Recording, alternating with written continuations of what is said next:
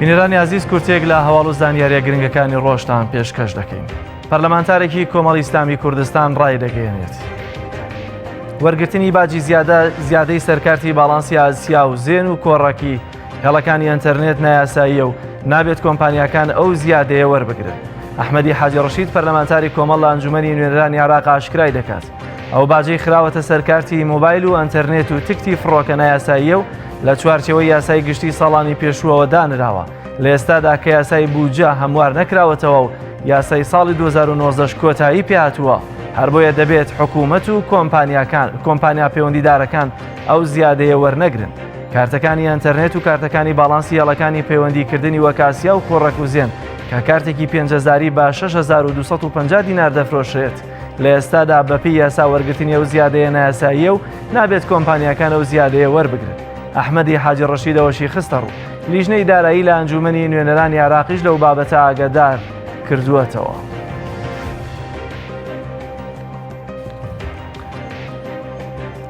باندێکی نێودەوڵەتی بازرگانی بە مادە هۆشبەرەکانەوە بە 130 کیلۆ مادەی هۆشبەری جۆری هێرۆین لە هەولێر دەستگیر کرا. بەڕێبەتی نێشتنی مادە هۆشبەرەکانی ئاشکرای دەکات تیمەکانیان توانیان دەست بگرن بەسەر بڕی 130 کیلۆگرام مادەی هۆشبەر لە جۆری هێرۆین لەگەڵ دەستگیرکردنی باندێکی بازرگانی سێکەسیدا. لە ڕاگەیەندراوەکەی بەڕێوەبەرایەتی نێشتنی مادە هۆشبەرەکانی هەولێر داهاتووە هیچ زانیاریەک لەسەرەوە ئاشکرا نەکراوە ئەو بڕە مادەیە ویستراوە بۆ کوێ ببرێت. سۆران عومەر پەرلەمانتاری کۆمەڵیش دەڵێت هەوڵ دەدرێت هەرێمی کوردستان بکرێتە ڕێڕەوی بازرگانی مادە هۆشبەرەکان. سۆران عومەر ئاشکراشی دەکات لە کە مادەی هۆشبەر لە ئەفغانستان و ئێرانەوە بۆ ناوچە کوردستانیەکانی دەرەوەی هەرێم دەهێنرێت و لە سنوورەکانی ئێرانیشەوە بۆ ناو هەرێم و لە هەرێمەوە بۆ سووریا و تورکیا و ئەوروپا دەنێرێت. لە 20 ڕۆژی یەکەمی ئەم ساڵدا 127 تۆمەتبار لە ناوچە جیاوازەکانی سنووری پارێزگای سلێمانی لەسەر چەندین تاوانی جۆرا و جۆر دەستگیر کراون. وتەبێژی پۆلیسی سلێمانی ئاشکرای کرد لە ماوەی 20 ڕۆژدا 127 کەس لەسەر چەندین جۆری تاوان دەستگیر کراون کە دیارترینیان دزیکردن، ساختەکاری لەشفرۆشی مادەی هۆشبەر و کوشتنە. سەرکەوت محەممەد وتەبێژی پۆلیسی سلێمانیەوەشی خستە ڕوو دەست بەسەر چەند کەلوپەلێکی نایاسایی و 6 ئۆتۆمبیلی دزرا و چەندین پارچە چەکدا گیراوە. ڕۆنیشی کردوێتەوە سەرجەمە تۆمەتبارانە پەڕاوی لە کۆڵینەوەیان بۆ کراوەتەوە دۆسیەکانیان ڕەوانەی دادگا کراوە. ڕاگەیاندنی بەڕێبەرایەتی گشتی تەندروستی هەولێر داخستنی 19 شوێنی بەهۆی پابەند نەبوونیان بە مەرجە تەندروستیەکانەوە ڕاگەیاند. بەڕێوەبەری کاروباری پاراستنی تەندروستی هەولێر ڕایگەیاند تیمەکانی چاودێری تەندروستی و سەلامەتی خۆراک لە ئەنجامی هەڵمەتێکی گەڕان و پشکنین لە سنووری شارەوانی 1 و 3 و 4 19 شوێنیان داخست کە پێچەوانەی مەرجەکانی تەندروستی کاریان کردووە.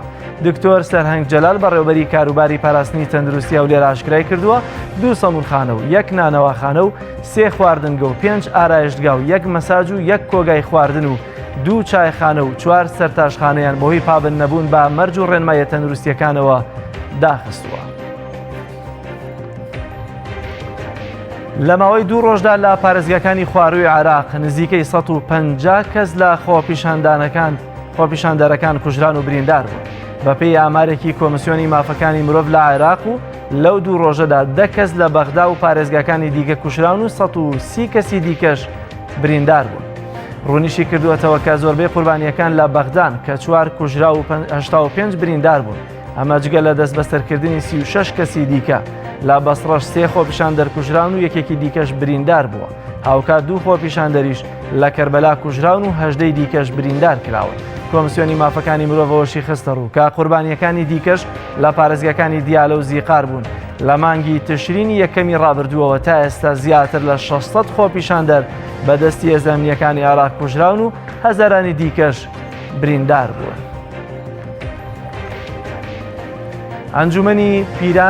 ئەنجومەنی پیرانی ئەمریکا دادگاییکردنی دۆناڵد ترەمپی سەرۆکی وڵاتەکەی دەست پێ کرد. لە ئەنجومەنی پیرانی ئەمریکادا دیموکراتەکان کە کەمینەی ناو ئەنجومەنەکەن پێکدێنن داوای لابردنی ترەمپ لە پۆستەکەی دەکەن. ترەمپ بە چەند تۆمەتێک دادگایی دەکرێت کە دیموکراتەکان باوەڕیان وایە لە بەرامبەر ڕکابەری جۆ بایدن بۆ پۆستی سەرۆکی ئەمریکا. ترەمپ فشاری خستووەتە سەر ئوکرانیا بۆ ئەوەی لێکۆڵینەوە لە کوڕی جێگیری پێشووی ئەمریکا جۆ بایدن بکات. تۆمەتێکی دیکەی ترامپ بەوەیە ڕێ پرۆسەکە هاوشێوەی دادگاییکردنە بەو پێی ئەندامانی دەستەی سوێند خواردنی دانیشتنەکە بەڕێوەی دەبن و ئەندامانی ئەنجومەنی پیرانیش بە سیفەتی داواکاری گشتی قسە دەکەن. لە کۆتایی گفتوگۆکاندا دەنگ دەدرێت بۆ لادانی ترامپ و ئەگەر پێشنیازی لابردنی ترامپ دوو لە سەرسەی دەنگەکان بەدەستێنا ئەوە لە پۆستەکەی دوور دەخرێتەوە. بەهۆی ئەوەی کۆماریەکان زۆرینە لە ئەنجومەنی پیران پێک دێنن ئەگەری بەهێزەوەیە کە ترامپ مەترسی لە کارلادانی لەسەر پۆستەکەی و پێشنیازی دیموکراتەکان بۆ لادانی دەنگی پێویست ناهێنێت.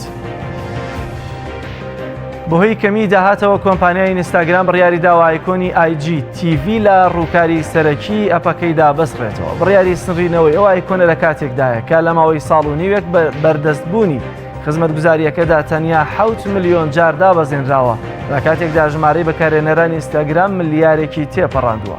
وتەبێژی فەیسبووکیش دەڵێت بەشێکی کەمی بەکارهێنەران ئایکۆنی IGTV کە دەکەوێتە بەشی سەری لای ڕاستی شاشەکەەوە بەکاری دێنن. ئەوانیش دەیانەوێت بەردەوام سەکۆی بەرنامەکە بە پێی توانە بە سادەی ڕابگرن بۆی هەستاون با سڕینەوەی ئەو ئایکۆنە. ماوەیەکی زۆریشە بەکارهێنەرانی ئینستاگرام پێویستیان بەوە نەبووە بڕۆنە نێو ئەو ئایکۆنەوە چونکە ڤیدیۆ درێژەکان لە پەسەرەکیەکەدا هەیە و دەتوانرێت لەوێ تەماشایان بکەن. بینەرانی عزیز کورتێک لە هەواڵ و زانیارە گرنگەکانی ڕۆژمان پێشکەشکردن دەگەڕێمەوە لای هاوکارم کاک بێس.